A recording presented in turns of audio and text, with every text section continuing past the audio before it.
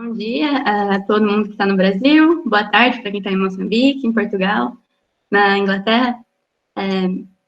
Em primeiro lugar, eu gostaria de agradecer, em nome do GELCA, a participação de todos que estão presentes com a gente aqui nesse evento.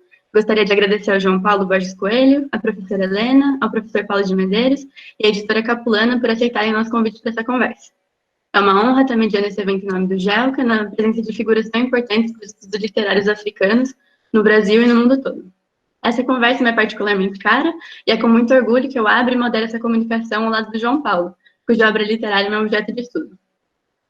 Ao lado do professor Paulo de Medeiros, da professora Helena e da Mariana Fujisawa, que está aqui representando a editora Capulana, essa editora importantíssima que cumpre um papel crucial de abrir muitas portas aqui no Brasil a esse imenso universo que é o das literaturas africanas. Bom, esse evento surgiu como uma iniciativa do GELCA, em parceria com a editora Capulana, como uma tentativa de renovarmos e retomarmos uma parte do convívio humano e intelectual que a gente não está podendo ter pessoalmente nesses momentos delicados de quarentena. Em meio a esses últimos dias repletos de acontecimentos tão conturbados no mundo todo, acreditamos que o diálogo possa ser um momento de alívio para que, entre aliadas, possamos respirar e trocar ideias. E o GELCA está se planejando ainda para transformar essa ideia num ciclo, então fiquem atentos às páginas do GELCA no Facebook e no Instagram para os nossos eventos posteriores. Bom, para não me estender muito, vou passar a apresentação dos convidados, em seguida a gente inicia os debates. João Paulo Borges Coelho é escritor e historiador moçambicano. Possui licenciatura em História pela Universidade Eduardo Mondlane de Moçambique e doutorado em História Econômica e Social pela Universidade de Bradford, no Reino Unido. João Paulo é professor catedrático de História Contemporânea de Moçambique e África Austral na Universidade Eduardo Mondlane e é professor convidado no mestrado em História da África da Universidade de Lisboa. João Paulo tem se dedicado à investigação das guerras colonial e civil em Moçambique, assim como as questões de segurança regional no sul de África e a política da memória, tendo publicado seus textos acadêmicos em diversos países em Moçambique e no exterior. Em 2012, recebeu o título de doutor honoris causa pela Universidade de Aveiro, em Portugal. Como escritor, estreou-se na ficção com As Duas Sombras do Rio, publicado em 2003.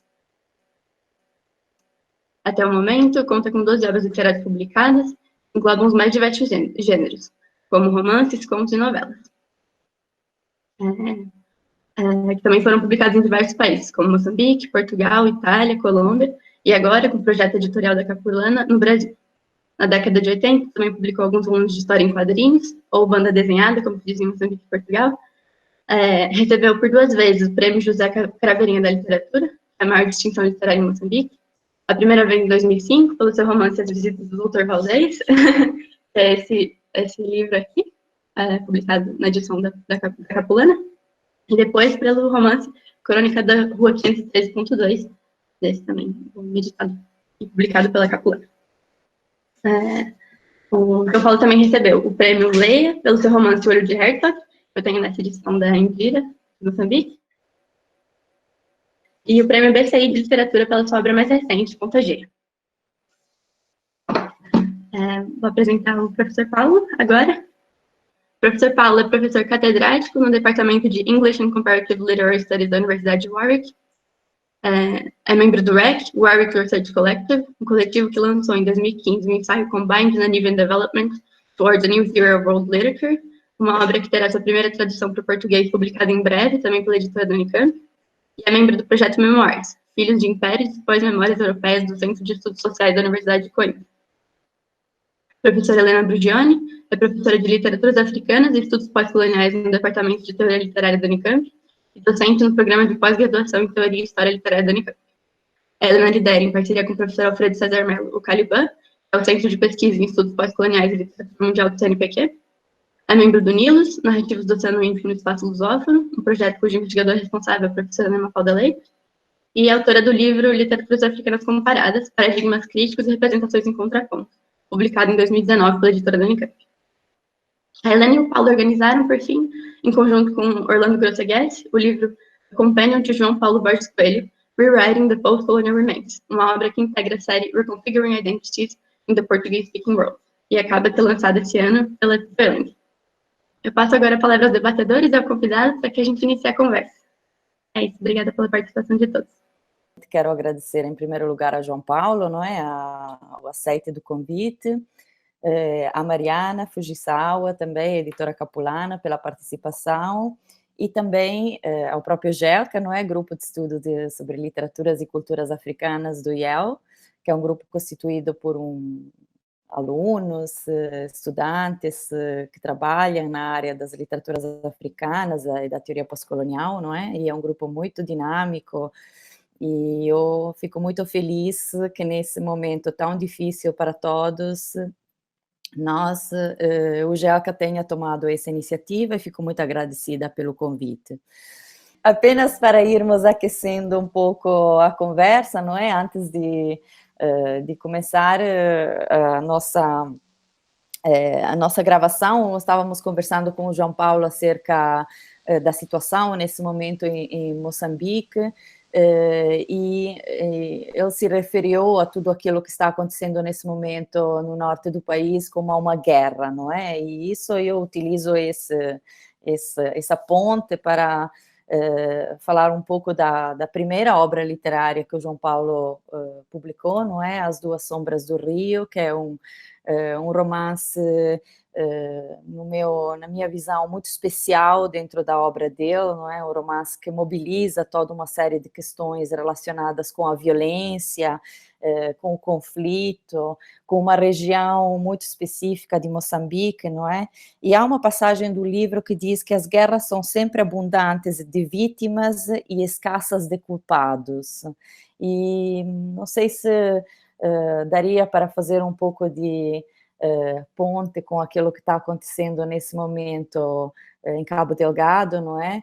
E, ao mesmo tempo, para falar um pouco do que acontece na tua escrita quando lidas com questões relacionadas com o conflito, com a violência e com essas situações. Essa é uma questão muito complexa, não é? Eu já sou antigo e, portanto, já vivi muitos conflitos e um denominador comum aqui nos conflitos é toda a ética está connosco e do outro lado é a escuridão, não é? No tempo colonial falava-se dos terroristas que tinham dentes aguçados, que comiam criancinhas, não tinham história, eram a encarnação do mal, não é? Depois da independência eram os bandidos armados também, agora são novamente os terroristas, ou seja, é uma espécie de corte com a identidade do outro, é a escuridão do outro lado, não é? E é preciso que decorra um certo tempo até conseguirmos fazer uma leitura que identifique pessoas dos dois lados, não é? Independentemente ainda das motivações, que nos permita ver quem é, não é? As primeiras imagens que surgem deste conflito atual são pessoas bem vestidas e equipadas, não é? Com equipamento novo, pelo menos algum fardamento, e então coloca-se esta questão sempre, o que é que cria o que é que cria estes movimentos? Quem é esta gente, não é? Se é gente que sai do descontentamento popular, não é? De base, se é gente formada pelo Estado Islâmico e que vem por aí abaixo, mas como se fala português e se fala a língua moane local, não é? Há portanto, todas estas discussões que, no fundo, isto é um eco de situações passadas. Quando foi o conflito anterior, houve um grande debate na altura, nos anos 80 e 90, sobre as origens da guerra, se era uma pura agressão exterior, sul-africana, ou se havia as causas internas, etc. E durante anos, os académicos mais esclarecidos colocavam-se de um ou do outro lado, quando, de facto, as causas são múltiplas, todos tinham razão, e o problema é arranjar um texto que traga uma explicação de como as coisas se entrelaçam e se quisermos, é uma palavra talvez feia, como se hierarquizam, não é? Porque, de facto, as causas deste novo conflito estão-se a desenvolver há anos, não é? E grande parte delas tem a ver de facto, com a periferização cada vez mais drástica de certas zonas, não é? Ou por várias razões, são zonas cada vez mais longínquas, perpetua-se a falta de acesso aos recursos, às possibilidades, às perspectivas, aos empregos, aos sonhos, não é? E em cima disso, depois, uma série de coisas, não é? Há mais de 10 anos, ou há quase 20 anos, que há um recrutamento wahhabista na região, para as universidades da Arábia Saudita e de outros lugares, do Iêmen, não é? Há uma forte presença do Islão que tem estado a ser drasticamente mudada na sua radicalizada, digamos, em algumas franjas, não é? E depois há outros conflitos, não é? Há uma corrente, sobretudo a partir de 2013, com a pirataria, que ligava muito a pirataria à pobreza, não é? À pobreza e parece paradoxal, mas também a uma certa organização, porque para fazer operações fora da costa, às vezes a grandes distâncias, é preciso muita organização, não é? Portanto, quer dizer, tudo isto se desenhava há centenas de anos que há comércio com aqueles douros, com os pequenos barcos árabes, não é? Esse comércio, depois da independência, passou pelos eletrodomésticos, pela comida, pelas drogas, e depois há novas rotas também que levam pessoas da África Central para a África do Sul, e há a porosidade das fronteiras, há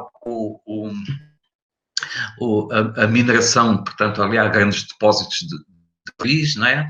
E, finalmente, há o gás, não é? E o gás é que despoleta toda esta coisa, não é? É muito interessante que naquela sua caracterização sumária, o Banco Mundial chegou e diz: direção política no Sul, recursos no Norte, isto é a fórmula do conflito. E, de facto, foi isso que aconteceu. Portanto, há toda esta panóplia de causas ali por trás, não é? E é uma situação muito, muito complexa, até porque as soluções também não estão claras, não é? E as raízes também são antigas, não é? Portanto, é um conflito interno, posto a questão, é a polícia, é o Ministério do Interior, ou é o Exército, não é? O Exército é para defender fronteiras, isto é um caso claro de agressão, mas não está claro que venha simplesmente do outro lado da fronteira, não é? Depois há um exército muito frágil, porque isto tem uma história ligada ao Acordo de Paz dos anos 90, não é? Em que, digamos, o Acordo de Paz obrigava a uma integração da RENAMO no Exército Nacional e, portanto, houve uma espécie de uma transição do núcleo duro do poder militar para as polícias especiais, como uma forma de preservar, não é?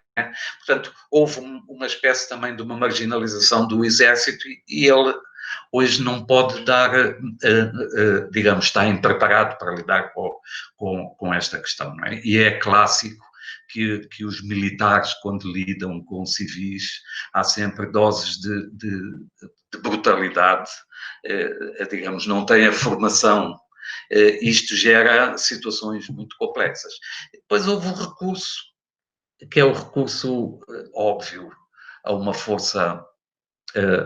Veio uma brigada russa, não é? De mercenários, Wagner, uma força privada ligada dizem, Putin, não é? Aliás, o dono dessa força é chamado Cozinheiro de Putin, porque além de, que é um nome assim meio sinistro, meio a John le Carré, não é? Porque ele é dono além de estar controlar, aparentemente, administrar esta força.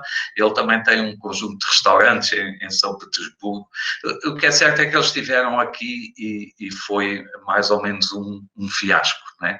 Não sei se é um fiasco programado, à espera que a situação amadureça, não sei se é um fiasco mesmo. E depois vieram os velhos sul-africanos ainda, digamos, ainda desdobramentos do velho conflito do apartheid, né, que clamam uma maior adaptação ao terreno, etc. O que é certo é que a situação não dá mostras de acalmar, não é?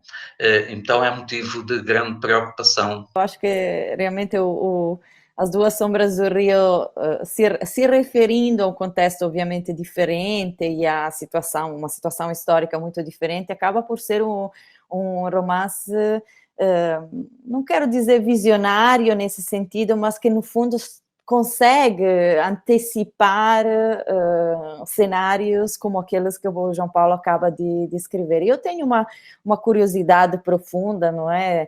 Relativamente a um aspecto que no livro me parece um aspecto um pouco mais literário, um pouco mais estético, que talvez o João Paulo pudesse conversar um pouco, não é? E que tem a ver com a questão daquilo que hoje se tornou um chavão, não é? Da necropolítica, que agora tudo é necropolítica, não é? Um conceito que existe já há bastante tempo e tem sido trabalhado por vários autores, entre os quais o Achille Mbembe, sem dúvida. Mas nessa dimensão necropolítica que o romance me parece mobilizar, tem um aspecto que diz respeito aos animais. Os animais, os elefantes especificamente, não é? A vida animal e a natureza, não é? E que me lembra um pouco aquele livro do Coetzee, não é? A Vida dos Animais, da Elizabeth Costello, em que é um livro que, na verdade, se fala de animais para falar de outra coisa, não é? No caso específico, talvez para falar de literatura. No caso As Duas Sombras do Rio, eu tenho a sensação de que quando o João Paulo fala de animais e de violência sobre animais, fala no fundo de biopolítica, não é? Da possibilidade do Estado exercer um poder de morte, o Estado, ou melhor, o poder, em sentido Foucaultiano, exercer um poder de morte sobre os indivíduos. Vocês, o que é que acharia dessa possibilidade de leitura? E depois passaria já a palavra ao Paulo para ir fazer a sua pergunta. Sim, quer dizer, eu neste momento afastei-me da universidade, estou digamos, a fazer uma dieta dos conceitos, né? E tentar regressar a um humanismo pleno e a uma atenção àquilo que, se calhar abusivamente, o conceito de paisagem, digamos, a programar uma espécie de despedida consciente da natureza, que eu tenho a convicção que a natureza está a desaparecer, não é? Quando eu digo a paisagem, digo as árvores, os frutos, os animais, as pessoas, e estes conflitos e a história, eles tendem sempre a migrar a atenção ou para a geopolítica ou para o coitado do Estado, não é? Quer dizer, as comunidades, mesmo quando nós dizemos coitadas das comunidades ou coitados dos elefantes, é passar um pouco a mão pelo pelo, que é para depois virarmos as costas e olharmos para o essencial, não é? E de facto, quando nós, quer dizer, para mim foi As Duas Sombras foi uma experiência iniciática, quer do ponto de vista literário, quer da escrita, quer do ponto de vista do ângulo de olhar o mundo, não é? Porque, de facto, ver um elefante com a pata numa armadilha é diferente de imaginar o elefante ou de ver o filme no National Geographic, não é? E ver as pessoas a atuar, a inventar, digamos, a sua normalidade em situações extremas, é de facto, é uma outra coisa, não é? E sobretudo, como elas, digamos, não confrontam o Estado, porque isso foi uma das ilusões, penso eu, da juventude, era pensar que as classes pobres, que as classes destituídas, que pensavam bem como os outros. A destituição começa exatamente na maneira de pensar, não é? E portanto, se nós retiramos, não há uma moral dos pobres que pensam direito e dos ricos que pensam mal, não é? Os pobres começam por ser pobres quando... e da mesma maneira que afeta o prato, afeta também a maneira de ver o mundo. Mas é muito importante ver como as pessoas resistem nesse ponto e reinventam caminhos e estabelecem laços e digamos, nas duas sombras, uma das descobertas importantes que eu fiz é como é que as pessoas, para mim, é como é que as pessoas constroem a memória, não é? E a memória é uma espécie de seguro contra o caos, não é? É uma espécie de proteção contra o vírus que é a guerra, não é? Porque a guerra quando chega é normal, não é uma coisa que desce e nós temos todas as bandeiras de responder a ela morais e não, nós estamos lá dentro e ela acontece como uma coisa normal, quer dizer, cair uma pessoa ao lado é uma pessoa que está em pé, normal, a falar, e de repente é um saco vazio, não é? Eu felizmente não tive essa experiência, mas tive experiências próximas, não é? E chegar a esse lado e fazer essas descobertas e perceber a humanidade preservada foi para mim muito importante, foi iniciático mesmo, não é? E sobretudo neste tempo confuso, que não é só confuso lá fora, é confuso dentro das nossas cabeças, não é? Eu, por exemplo, penso em relação à paisagem, eu sempre me senti revolucionário no sentido em que me opunha à imobilidade daquilo que me cercava. Agora eu penso, pergunto-me se sou conservador por querer que certas coisas permaneçam e não mudem, não é? E eu penso que ser conservador já não é ser tão reacionário, é um pouco resistir à aceleração que falava o Virílio, por exemplo, não é? Quer dizer, as coisas cada vez mais depressa e como aquele poeta português que dizia calma, como é que ele dizia, o Pina, ainda não é o fim do mundo, é apenas um pouco tarde, não é? Dá a sensação de que temos que travar e tentar entender a paisagem, entender por exemplo, há pouco tempo, há 2 ou 3 dias, havia uma festa porque há não sei quanto tempo que não matavam um elefante na reserva do Niassa, não é? Portanto, no dia seguinte são apanhadas carregamentos de árvores milenares abatidas e traficadas e as florestas a desaparecer. Quer dizer, tudo isto é um movimento que para mim me faz muita confusão, não é? E então, as duas sombras foi uma tentativa de pôr lógica para mim próprio do que acontecia à volta, não é? E também de tentar ver as coisas a partir do lado de fora. Não sei se me estou a explicar bem, não é? Eu lembro-me sempre, muitas vezes, de uma observação do Eduardo Lourenço, que dizia que, pela primeira vez, nós estamos todos dentro da campânula, não é? Já não há... Pelo menos havia essa ilusão no tempo da Guerra Fria, não é? De que era possível estar num outro mundo ou ver as coisas de fora. Agora, pela primeira vez, estamos todos dentro do mesmo mundo. E acho que esta pandemia veio um pouco trazer isso, não é?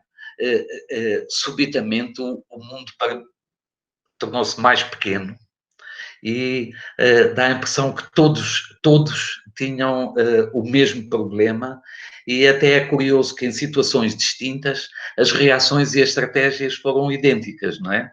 Não sei se o professor Paulo gostaria de fazer uma pergunta e depois a conversar dessa pergunta. Gabriela, muito obrigado.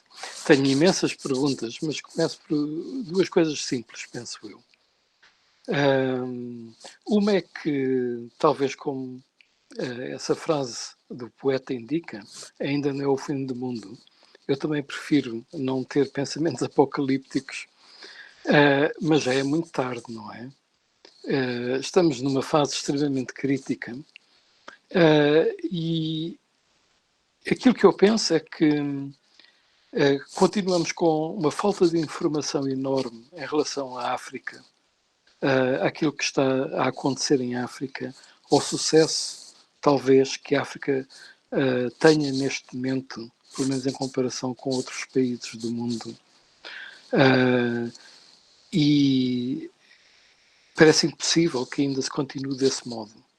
Ao mesmo tempo, para tentar ir à obra do João Paulo, toda ela fantástica, e se me permite dizer, está a colocar a literatura em língua portuguesa em campos onde ainda não estou a ver outras pessoas a fazerem nada disso. De extrema importância atual. Sem nunca, mas mesmo nunca, incorrer no perigo simplesmente de estar à superfície. Isso é extremamente difícil. E eu estava a pensar nisso, e também a questão da memória nesse romance, e eu queria puxar para outro mais recente, que me é muito grato, e que é exatamente Ponta-Geia. Para mim é um romance magnífico, é uma espécie até de prosa que é poesia, é uma espécie de poema, e é todo ele sobre a memória. E a minha pergunta tem a ver com a maneira como o João Paulo encara a necessidade de trabalhar a memória, eventualmente, mesmo no conceito de uma memória que seria também ela já pós-memória, e a questão da transmissão através das gerações. Quando o João Paulo indica que se sente um pouco mais conservador, eu não concordo, mas que sim, que quer que certas coisas permaneçam. Eu parto do princípio que isso tem muito a ver, talvez, com essa transmissão de certos conhecimentos e experiências fundamentais através das gerações, e gostava de o ouvir sobre isso. Eu posso talvez tentar responder um bocado alegoricamente ou trazendo um bocado a experiência, não, digamos, não racionalizando muito a resposta, e de facto tem a ver com a ideia que é talvez um pouco suspeita, não é? Da infância como um lugar paradisíaco. E isso é muito difícil no meu caso, porque a minha infância foi uma infância colonial, não é? Mas eu digo resgatar, digamos, a descoberta da natureza, que é cada vez mais importante para mim, e num contexto em que a natureza está em desaparecimento, não é? O Ponta-Geia, resgatar, digamos, ou ir buscar as primeiras experiências até do o que haveria num sentido mais longínquo e como falar delas agora, não é? Portanto, a Ponta Geia diz respeito à Beira, que é uma cidade específica, e é uma cidade que é a minha cidade, e onde eu não ia há 40 anos. E tinha uma espécie de medo de ir lá. E, de facto, passei dezenas de vezes pelo aeroporto, tinha até medo de espreitar da varanda para o outro lado, e de facto, fui há 2 anos, fui 2 vezes seguidas, e é uma experiência muito perturbadora. Foi uma experiência muito perturbadora, porque não conheci ninguém. A cidade é totalmente diferente. Do ponto de vista digamos, se quiser, para usar um chavão do património edificado, ela está muito desgastada, mas os lugares estão intactos. E a minha preocupação é como definir este conceito de lugar, não é? Até, digamos, às vezes a expressão corporal das pessoas estava lá, mas eu digo intactos no sentido de ver passeios onde nós fizemos inscrições quando éramos crianças, fazia-se quando passava o Conselho Municipal, a Câmara Municipal punha o cimento fresco e nós escrevíamos os nomes. É perturbador ir lá ao fim deste tempo e ver as coisas que estão lá ainda, não é? É perturbador, por exemplo, ir à casa, como eu fui, não é? Pedir para entrar e não reconhecer a casa porque ela foi subdividida por dentro. Foi adaptada para uma escola e puseram tabiques, fizeram novos quartos e ficou uma espécie de um labirinto, não é? E depois falar com a jovem que nos guiou dentro dessa casa e ela, para já não acreditar que vivia lá só uma família. E não era uma casa muito opulenta, mas era grande, não é? E depois não acreditar, digamos, o único traço que eu descobri na casa foi uns espigões onde o meu pai punha... Meu pai era um melómano, um caso extremo, e tinha colunas de som, e a única coisa que sobrou do meu tempo são os espigões, e a moça disse-me, discutimos muito estas coisas espetadas na parede e chegámos à conclusão que era para a televisão. Punham aqui televisões para as pessoas assistirem. E eu disse-lhe, não, nesse tempo não havia televisões. E ela olhou para mim e não acreditou. Disse, porque é que me está a mentir? A televisão existe desde sempre. Ou seja, as coisas progridem aos saltos e não há versões que ficam, neste caso, não é? Eu percebo que é um caso extremo, não há versões que ficam, mas os lugares, de alguma forma misteriosa, mantêm essa continuidade. Mas depois faço uma nova questão, quer dizer, não há... É um caso extremo ou será que se vai tornando um caso normal? Esta falta de transmissão das coisas, não é? A estátua da República em Maputo, à frente dos caminhos de ferro, não foi retirada porque era muito pesada, era preciso dinamitar aquilo. Outras mais pequenas foram retiradas, mas dá aso às versões mais fantasmagóricas. Aquilo é uma mulher que matou uma cobra. Quer dizer, os símbolos, os edifícios são transfigurados. Eu, com o confinamento, não saí há um tempo para certas zonas da cidade e chego e vejo tudo mudado, quer dizer, mas mudado num sentido até algo caótico. Quer dizer, neste momento, por exemplo, estão a a transformar, a fazer prédios, né, em casas tombadas do Pancho Guedes, por exemplo, não é? Quer dizer, não há as coisas progridem aos saltos. Não é ilegitimar o que se faz, é perceber que o que se faz sem ligação com o que foi feito, não é? E isso, de alguma forma, é um sinal inquietante, não é? Por isso é que eu falava em conservadorismo. Não sei se... Posso. João Paulo, eu vejo aí toda uma série de assuntos a explorar mais. A questão do lugar é extremamente importante. Aliás, até talvez uma questão de tentar definir lugar em conjunto ou por vezes em oposição com o outro termo que lhe é relativo, que é espaço. E como articular isso em relação à memória com a questão do tempo.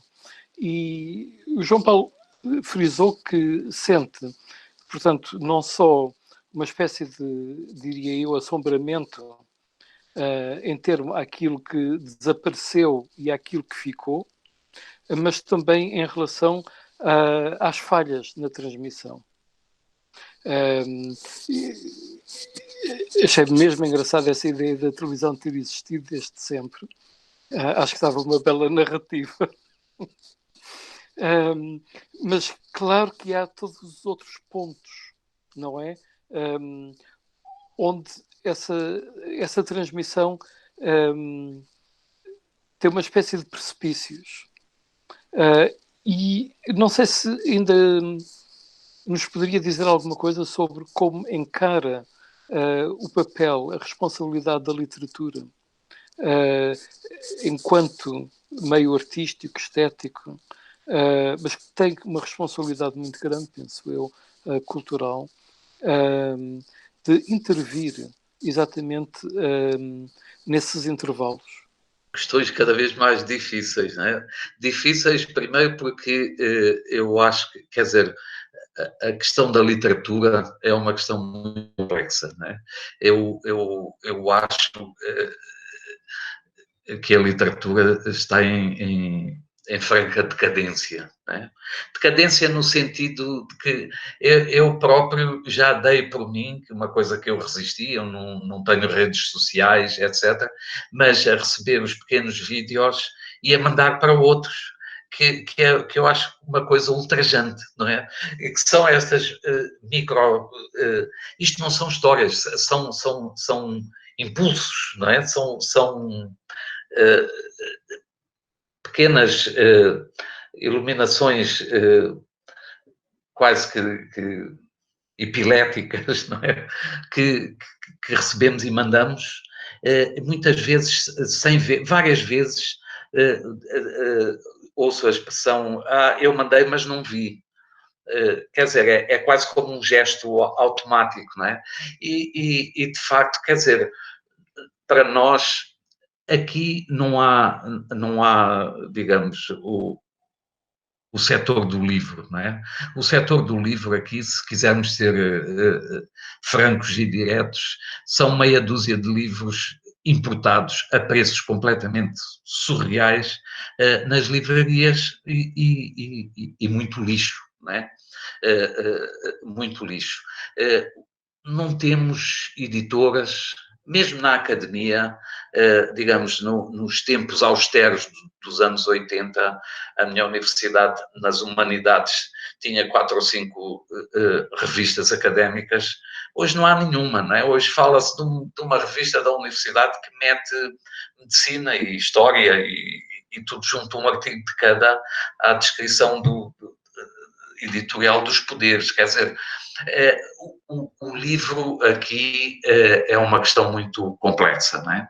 E quem escreve aqui tem esta situação, arrisca esta situação um pouco esquizofrénica de ter leitores longe, que não conhece, não é? E de olhar para os seus leitores aqui mais perto e não saber como lidar com com as coisas, não é? Portanto, quer dizer, a literatura é um negócio muito complicado. E aqui, digamos, a literatura tem muito a ver com o estatuto, o que é um bocado paradoxal, porque não há ninguém que viva, a não ser 2 ou 3 casos, ou nem isso, 1 ou 2 casos, da literatura, não é? E, aliás, no mundo todo, cada vez mais é assim, não é? Mas há muita vaidade à volta da literatura, não é? É importante ser escritor, não é? Aqui, por exemplo, grande parte dos políticos gostava de ser também escritor, assim como gostava de ter um doutoramento, não é? Não serve para nada, mas é uma espécie de um troféu que se pode levar a passear, não é? Mas de facto, se nós perguntarmos, quer dizer, o que mobiliza o escritor é uma coisa muito complicada, não é? É uma necessidade própria.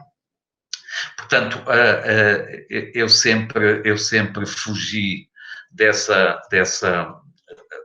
questão da responsabilidade da arte, no sentido que, quer dizer, a primeira responsabilidade é de sermos verdadeiros connosco próprios, não é?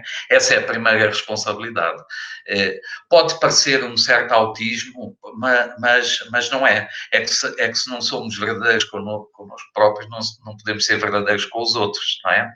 E depois, aqui particularmente, a questão da humanidade, e é um conceito um pouco balofo, eu sei, mas a questão da importância, sobretudo do sofrimento, para mim, isto pode ser uma costela católica, não é? Porque nós, os que somos criados a partir do catolicismo, mesmo que ofendendo-o e recusando sempre, há sempre uma costela forte que fica, não é? Mas a questão dos outros é uma questão perturbante, não é? E eu penso que as questões éticas têm muito a ver com a estética, não é? Num período muito caro da minha vida, eu fui discípulo de uma pessoa quase desconhecida que é o António Quadros, pintor, o João Pedro Gravato Dias, poeta, não é? Das quibíricas, e ele insistia muito nisso. Eu trabalhei com ele 5 anos, estreitamente, não é? E ele insistia muito nisto de que as coisas belas são as coisas que funcionam. E as coisas que funcionam têm que ser belas, não é? E de facto, operando é possível fazer coisas interessantes e avançadas em circunstâncias, digamos, toscas e básicas.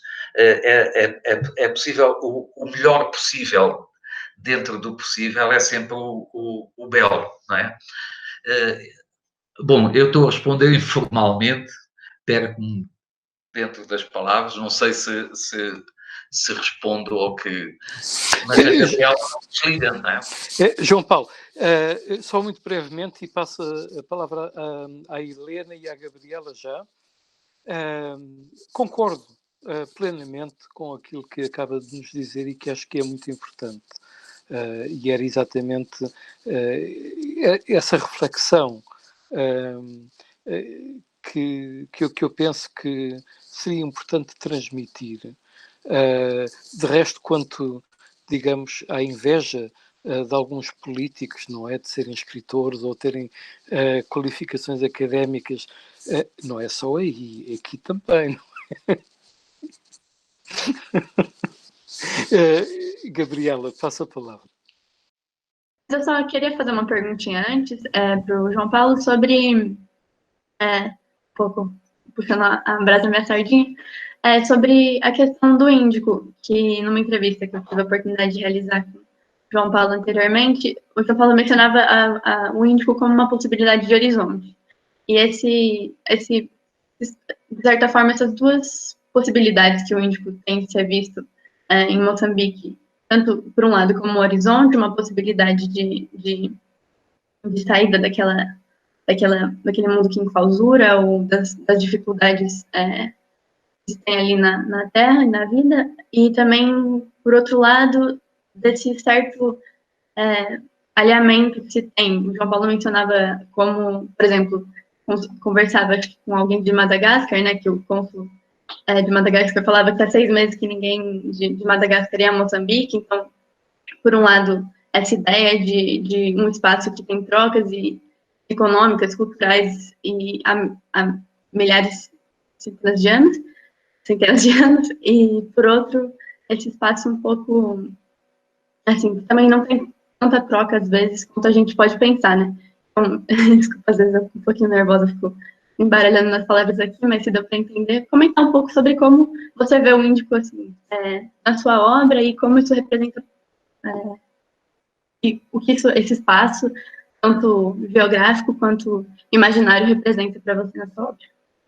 É uma pergunta muito ampla, não é? Eu vou falando, vou escrevendo sobre a importância, mas não tenho uma visão global, não é? Digamos, a visão mais atualizada que eu tenho neste momento é quem vai à praia tem uma polícia marítima que vem correr com as pessoas da praia, não é? E eu pergunto-me como nós já é difícil aceder à praia. Na Europa há cotas, não é?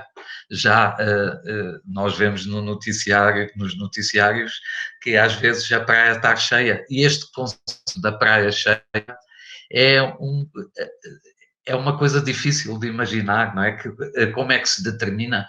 Ou das telas de acrílico a separar as pessoas, ou quer dizer, o mar está cada vez mais distante e eu, para mim, quer dizer, do ponto de vista simbólico, de facto, o mar é a possibilidade de partir, não é?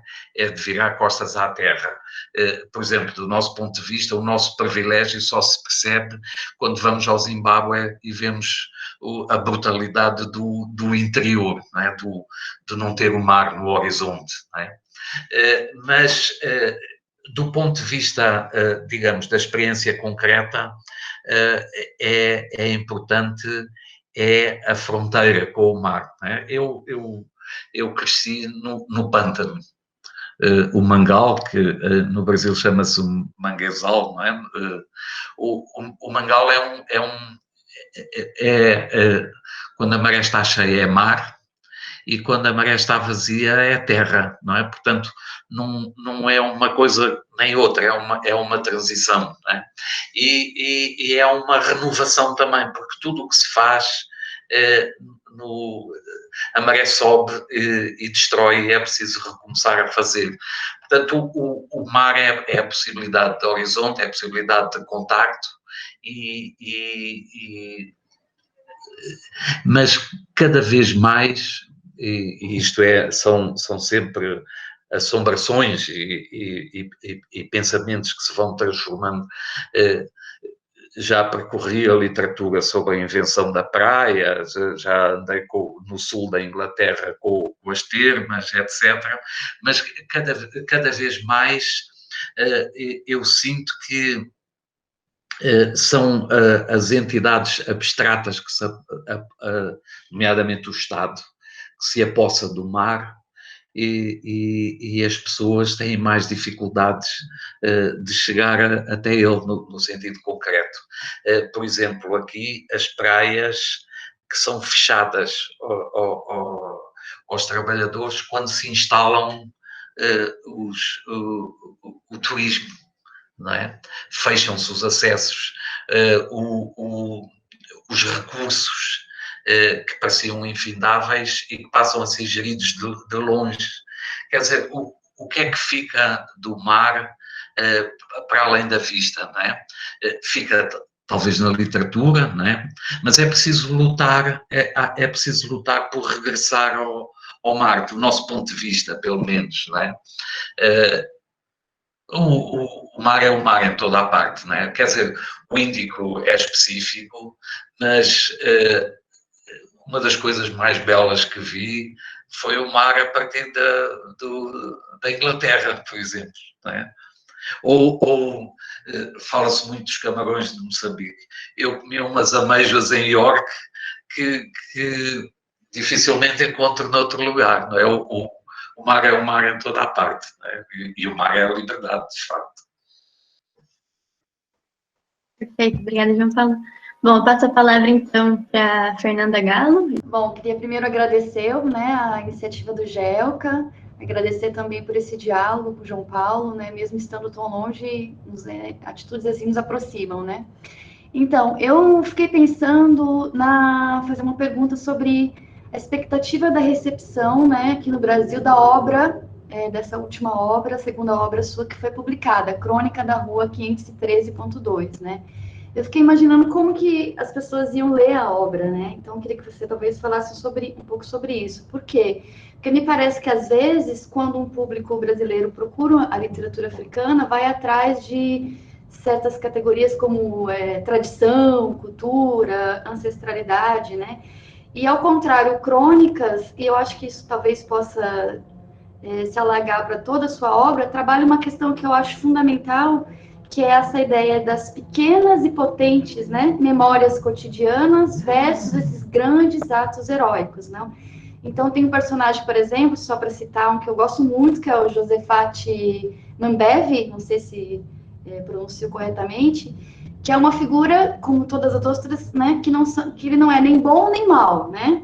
Então, ele se sente um incompreendido, né, porque ele é um músico, em meio a tantas alegrias coletivas, né? A liberdade individual que ele encontra é tocando uma música que é considerada social, né? Então tem todo esse trabalho de subjetividade, de individualidade versus essa coletividade, né? E um tema muito específico, né? Que foi o período socialista moçambicano, né? Então eu queria te ouvir falar um pouquinho mais sobre sua expectativa, se é que a gente pode dizer isso, né? Eu sei que você não gosta muito dessa ideia de literatura como mensagem ou como reivindicadora de algo, né? Mas como será que o público brasileiro vai ler essa obra, né? E se é que a gente pode dizer que a sua obra, de uma maneira geral, né? Não sei se todos os livros, mas uns mais do que outros, tem sempre essa dualidade entre memórias cotidianas versus grandes atos heróicos, que também aí a gente poderia até explorar, um pouco puxando para a minha sardinha também, como a Gabi fez, uma forma também de entender a própria história, a própria produção historiográfica, né? Não sei se ficou muito confuso ou não. Não, de facto, quer dizer, eu não posso, a Mariana talvez possa dizer mais sobre como as pessoas leem do que eu, né? Perdão, eu não conheço o público, o leitor brasileiro, né? Mas, de facto, uma preocupação é essa, quer dizer, num clima em que, compreensivelmente, se procura afirmar o diferente, o específico, não é? Como é esse em África, e percebe-se o contexto, como dizer que as pessoas são como nós, são iguais a nós, não é? Não são diferentes em alguns aspectos fundamentais, não é?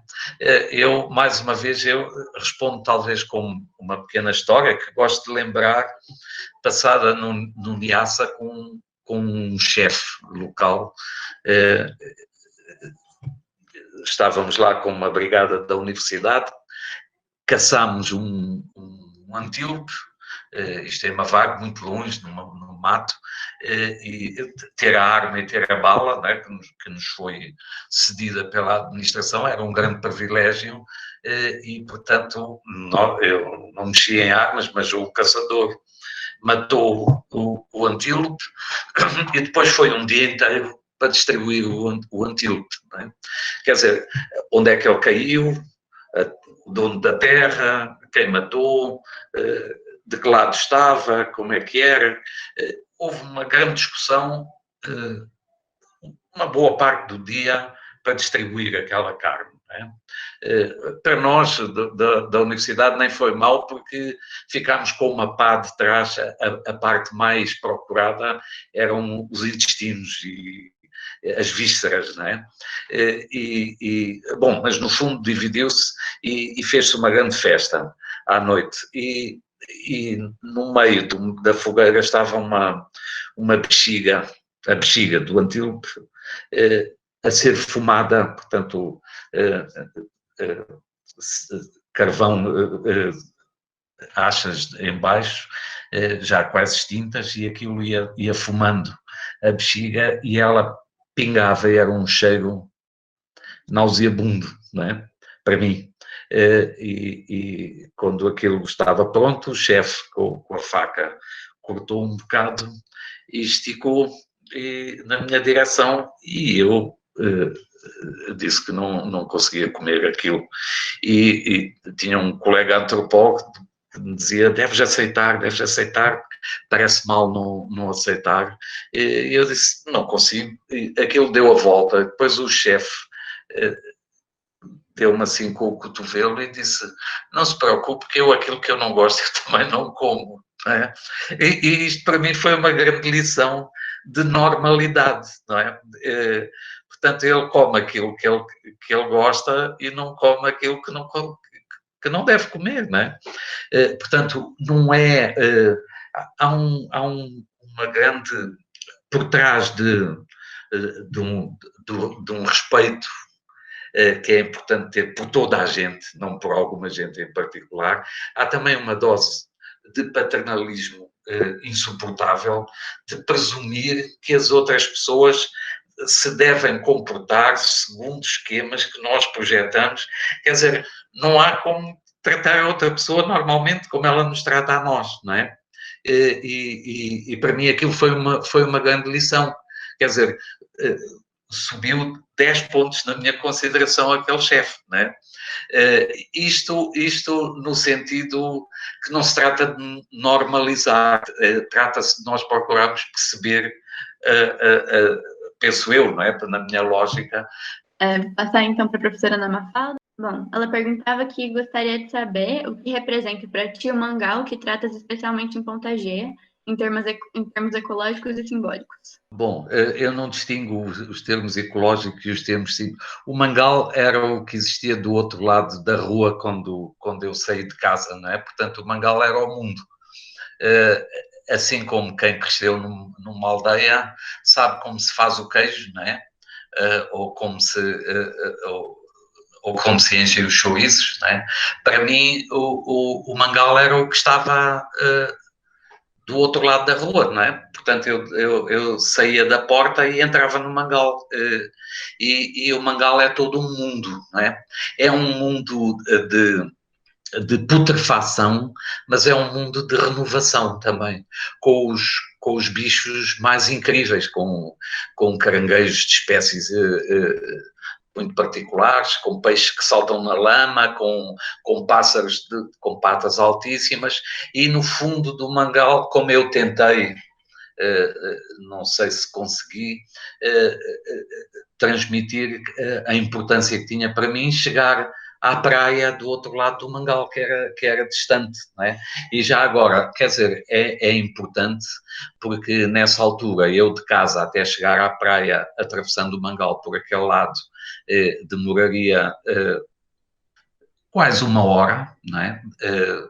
Era uma distância grande. Hoje o mar está ali, o mangal desapareceu. Portanto, é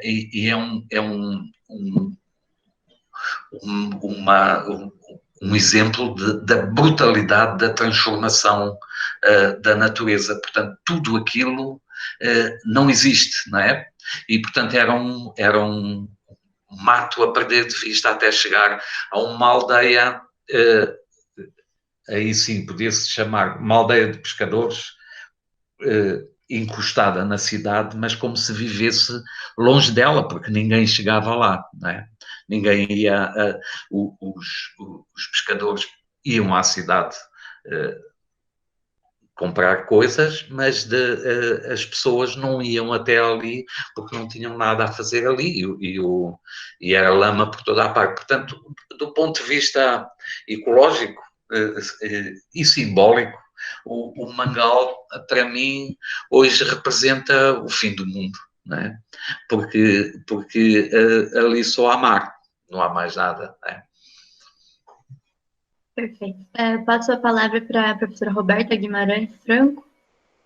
Gostaria de agradecer primeiro a professora Helena por essa oportunidade. Peço desculpas pelo barulho aqui de fundo, mas há uma obra aqui no meu prédio, então está um pouco de barulho. Enfim, João Paulo, eu venho trabalhando com a sua obra desde o meu doutorado, que eu defendi em 2013, com a professora Laura Padilha.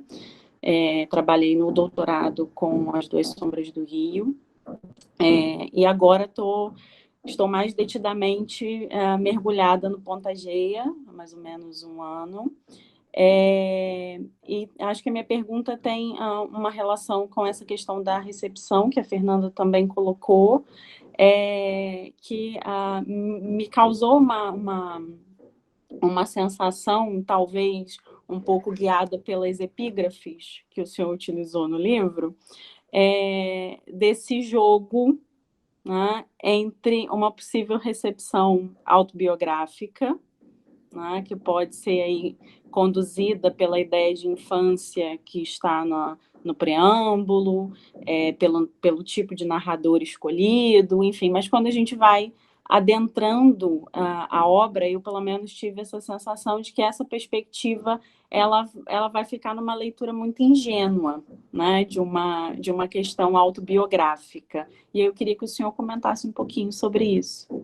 Peço desculpa a todos de estar aqui a botar sentenças, não é? Mas muitas vezes tenho mais dúvidas que vocês, não é? Mas, de facto, eu trabalhando nos conflitos, trabalhei muito também com a questão da segurança, não é? E aprendi que a melhor forma é não ter nada na manga, a melhor forma de lidar é abrir o jogo, ou pelo menos fingir que se abre o jogo, não é? Porque é uma sucessão de fechar e abrir, não é? E de espelhos para despistar, não é? Porque, mas de facto tem a ver com a revisita da infância e com o recurso digamos, à ficção como forma de cobrir as lacunas da memória que são totais. Eu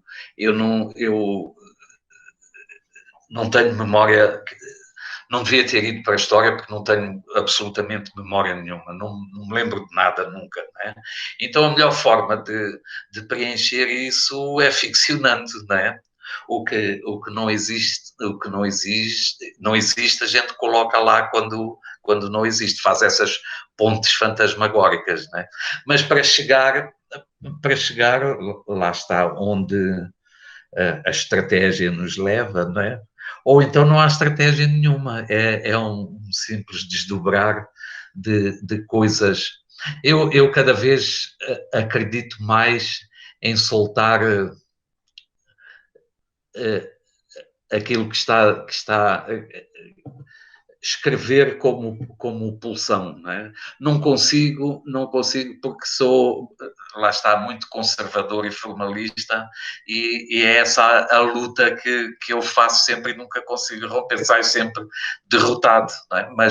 Mas de facto eu tenho muita inveja, e uso esse termo, por exemplo, da escrita torrencial do Thomas Bernhard, por exemplo, daquele compromisso descomprometido, totalmente descomprometido, mas que ao mesmo tempo é profundamente ético, penso eu, não é? Ou até antes da encenação, com aquela expressão torrencial também, por exemplo, do Lobo Antunes, não é? Digo, antes da encenação, não é? Porque depois a encenação transforma aquilo num formalismo, não é? Mas há momentos em que são momentos, para mim, de grande grandeza, não é? De grande deslumbramento, de verdadeira experiência da escrita, não é? Eu acho que tem que haver esse jogo. Eu tenho medo sempre de me repetir, digo sempre a mesma coisa, mas esse equilíbrio entre o espanto infantil, não é? E digamos, o domínio do instrumento, esse é que é o segredo, não é? Porque o maneirismo de apanhar de agarrar uma fórmula quer dizer, isso mata toda a importância, todo o interesse da experiência da escrita, não é? É preferível ser ingênuo a ser fastidioso. A palavra é a professora Emanuele Santos, pedi para fazer uma pergunta também. Olá, eu peço desculpas por não estar usando a câmera, é que eu tenho a bebezinha que começa a chorar a todo momento, mas eu quero agradecer muito ao Paulo e à Helena por terem colocado essa conferência junto e ao João Paulo por estar aqui também. Agradecer a Gabriela pela moderação. A minha pergunta, João Paulo, tem a ver com a minha curiosidade de saber de você. Claro, todo mundo que lê a tua obra vai ler alguma coisa naquilo que você escreve, não é? E você não tem necessariamente muito a ver com o que as pessoas leem, não é? Mas o que eu gostaria de perguntar é qual é o papel do Estado nas várias imagens que você pinta de Moçambique na sua obra, não é? Porque, principalmente agora você falando da memória, ou mesmo quando você estava falando da sua visita agora à Beira, não é? E ao papel da memória, a como a memória humana parece que se desvai, enquanto que questões estruturais ficam.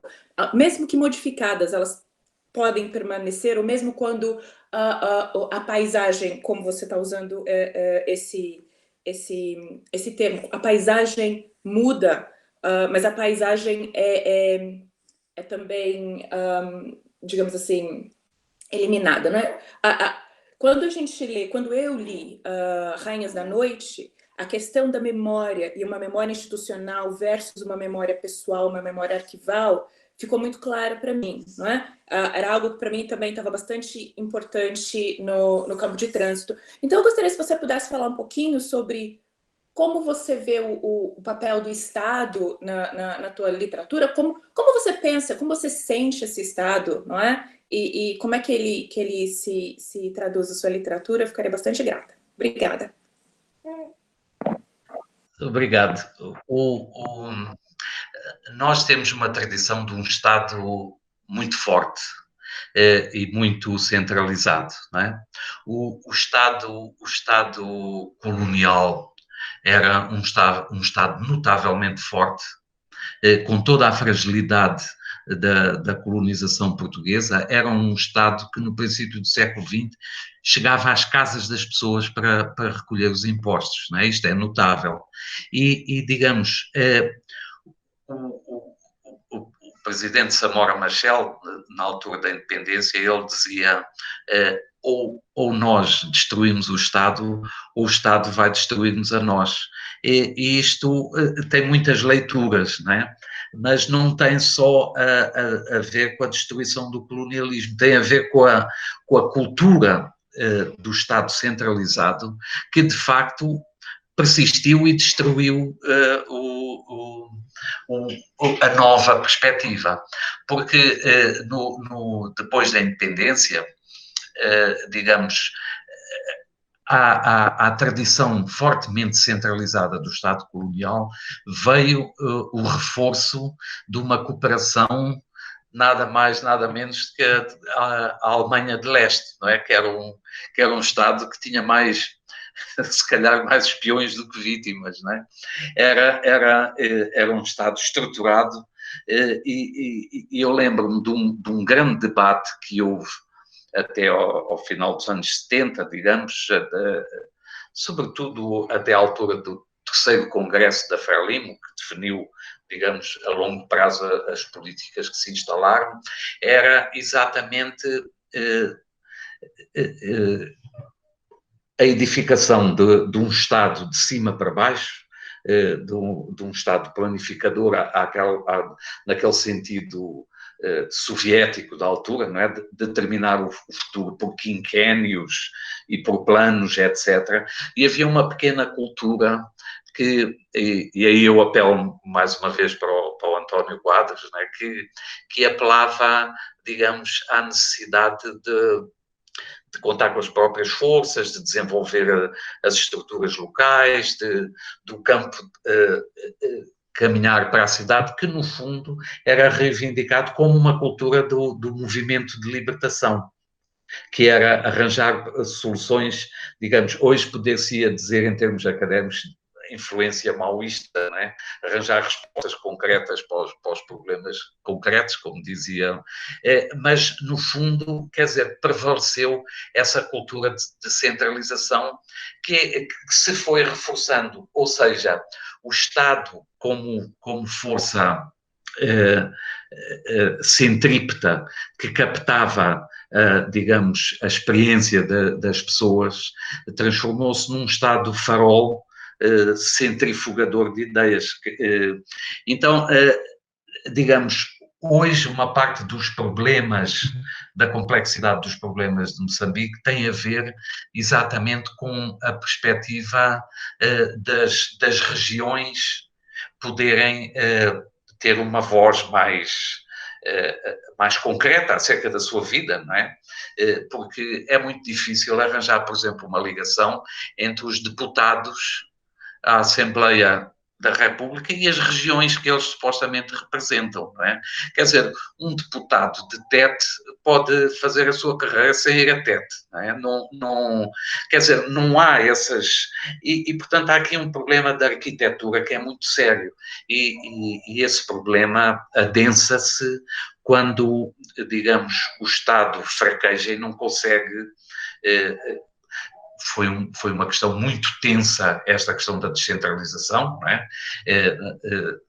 Eu não sei se chegou ao conhecimento de um dos professores de Direito, o Gil Sistac, que era um grande defensor dos mecanismos de descentralização, foi morto, não é? Num atentado terrorista numa das ruas principais de Maputo. Quer dizer, há uma tensão permanente, com altos e baixos, mas que não sai, que tem a ver com a necessidade de descentralizar, não é? E esta questão torna-se ainda mais premente agora, quando, quer dizer, os recursos estão espalhados e qual é a legitimidade do Estado para tomar decisões longe das pessoas, não é? É um pouco como se os índios da Amazónia têm direito ou não à palavra acerca da vida deles, não é? E da zona onde habitam, não é? Quer dizer, e nesse sentido, a cultura da inclusão também passa pela descentralização, não é? E essa é a principal, na minha maneira de ver, fonte do conflito existente em Moçambique. Não passamos ainda esse obstáculo, que é o de reconhecer que todos têm direito à palavra, não é? E todos têm que estar incluídos. E há uma coisa muito importante que eu queria também ter dito, na minha maneira de ver, é que nós estamos num tempo que alguns chamam do presentismo, não é? Porque o neoliberalismo caiu em cima disto com uma capacidade destruidora muito maior do que aquilo que nós poderíamos pensar ou daquilo que parece à superfície. E uma das principais vítimas é exatamente a memória, não é? Quer dizer, hoje o próprio Estado não digamos, homenageia os seus símbolos, não é? Quer dizer, hoje é possível, por exemplo, o bispo de Nampula, o Dom Manuel Vieira Pinto, que foi um grande lutador da causa moçambicana no tempo colonial e no tempo pós-colonial, e queria morrer em Moçambique, etc. Hoje, por exemplo, ele desaparece e não há a mínima menção. E não há, isto não é sequer uma acusação, é um sintoma do que é importante e do que não é importante. Quer dizer, eu já tive alunos que me disseram, no ensino superior, que o Salazar era um membro da Frelimo, não é?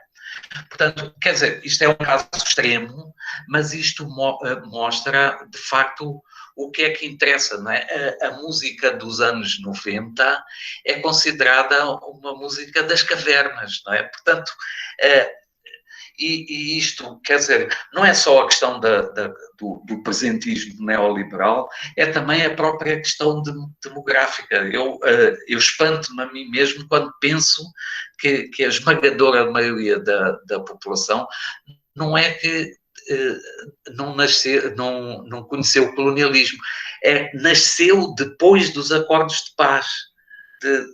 Portanto, não tem sequer experiência do chamado período socialista aqui, não tem qualquer experiência, nem tem referências. Se a escola é fraca, tem 2 ou 3 símbolos e portanto, nós vivemos nesses saltos e digamos, não há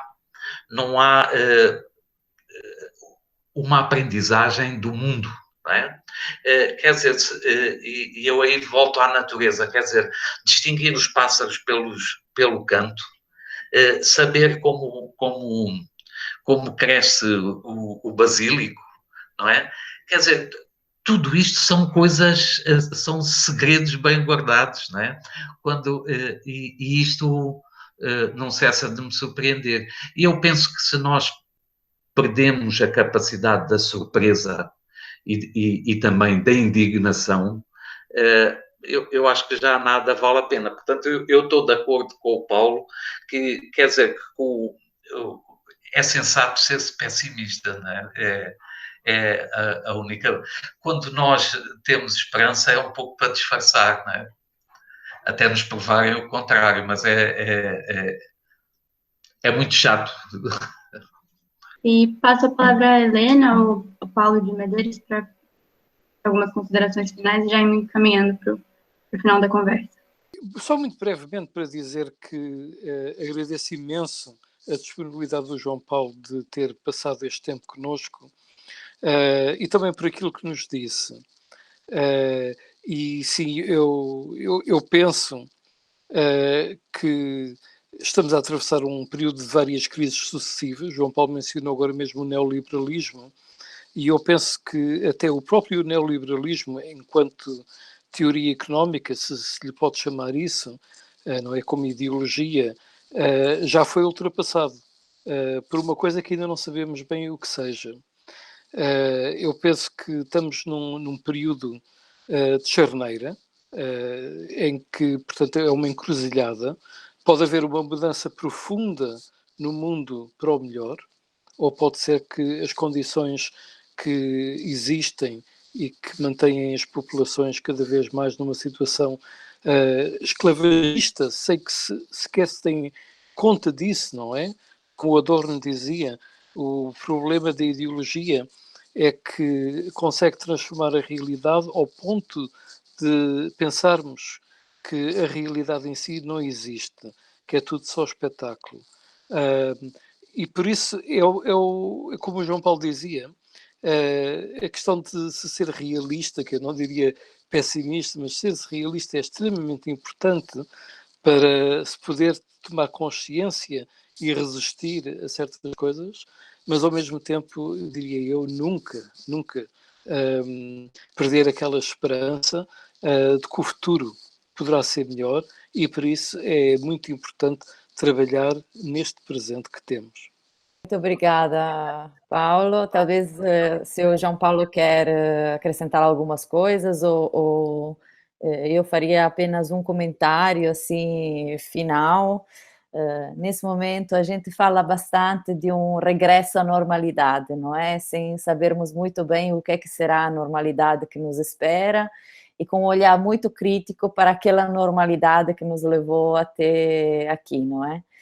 Realmente o encontro de hoje é a normalidade de que eu tenho saudades, de uma conversa, de um encontro, de um convívio intelectual com as pessoas que se reúnem à volta de literatura, de livros, de autores, enfim.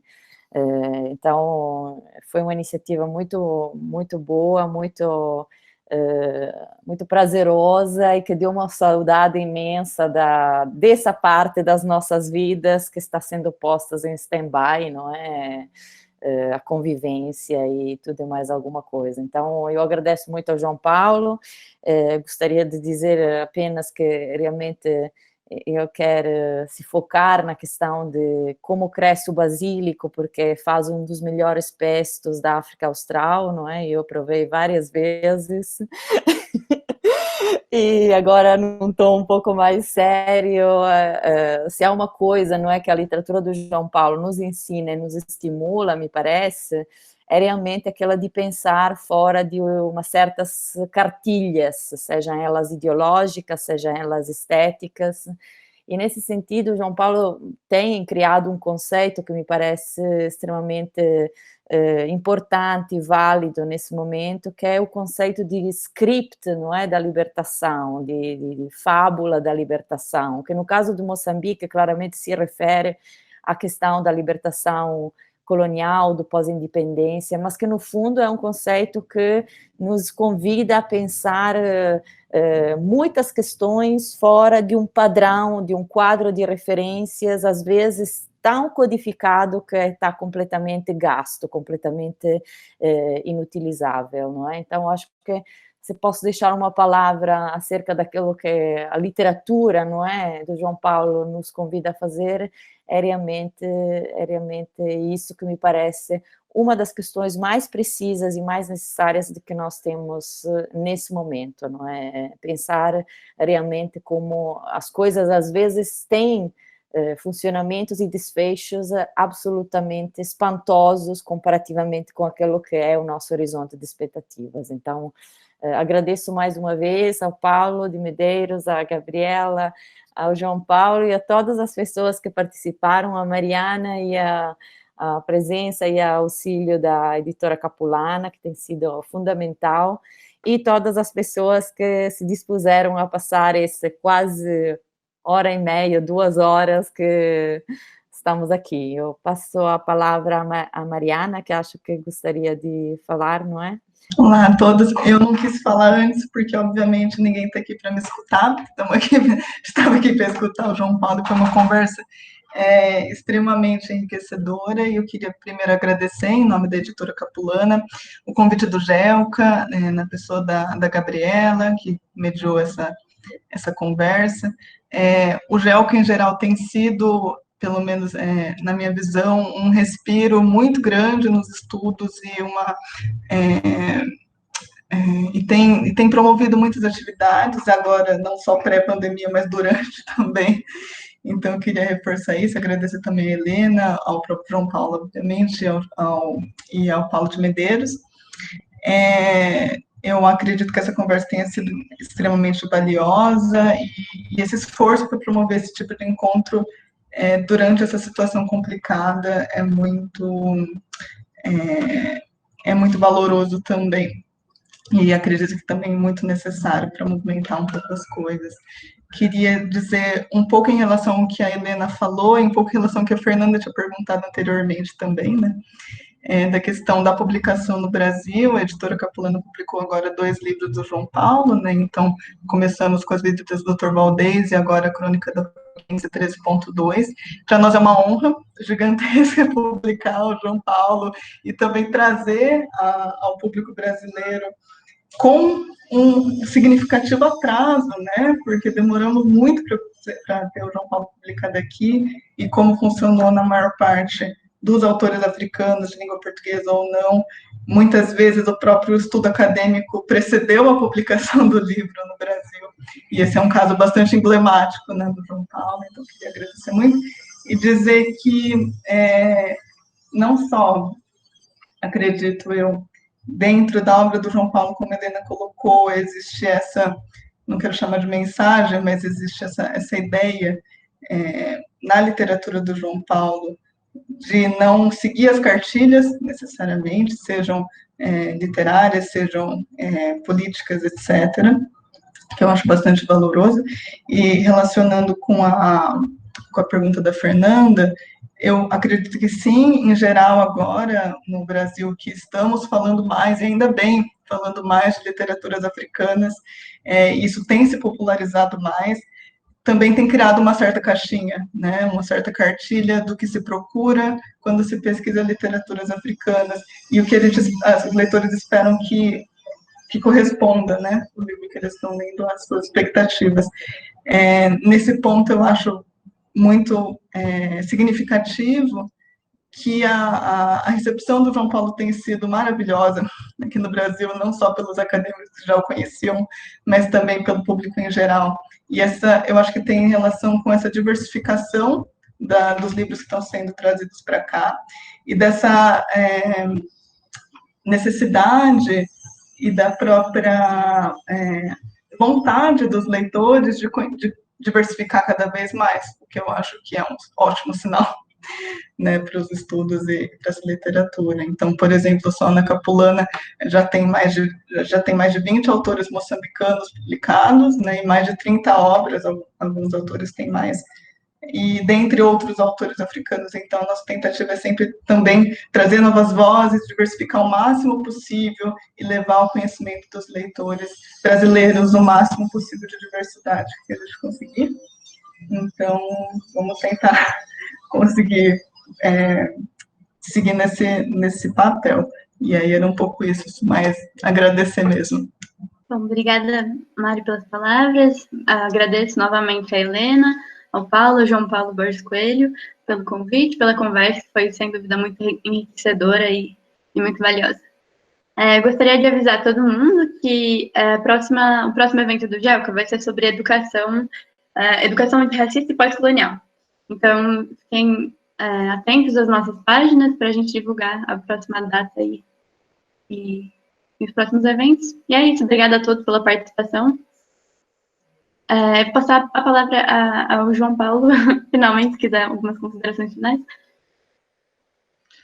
Não, eu só gostava de agradecer, foi um grande privilégio e vi tanta gente, né, e tive a primeira experiência com esta coisa, né? Peço desculpa por um embrulhamento do discurso que é também resultado do confinamento, né, que leva a uma certa confusão, né? Mas gostava de agradecer o privilégio e de deixar uma mensagem também de que neste tempo começam-se a surgir os profetas, não é? Como os vermes que saem debaixo das pedras, não é? E na literatura também. Na literatura há muitos profetas e eu gostava de deixar essa mensagem de modéstia, porque quem escreve não vê o mundo mais claramente, não é? Portanto, esta imagem de modéstia como a literatura como experiência partilhada e não como, digamos, a oferta de soluções para este momento, onde até grandes filósofos ouvimos manquejar, não é? Com um andar pedestre, com uma retórica de quem tem asas muito largas e levanta voo, e afinal andam a pé e cocheiam, não é? Portanto, é sobretudo de modéstia, não de falsa modéstia, mas de modéstia e esta sensação de que tem que ser através de diálogos que se conseguem encontrar novas perspectivas, não é? Mas muito obrigado a todos, ao Comitê Central, não é?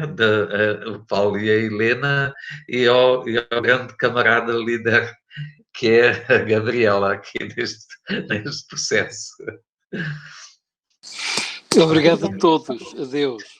Adeus. Tchau, pessoal. Obrigada.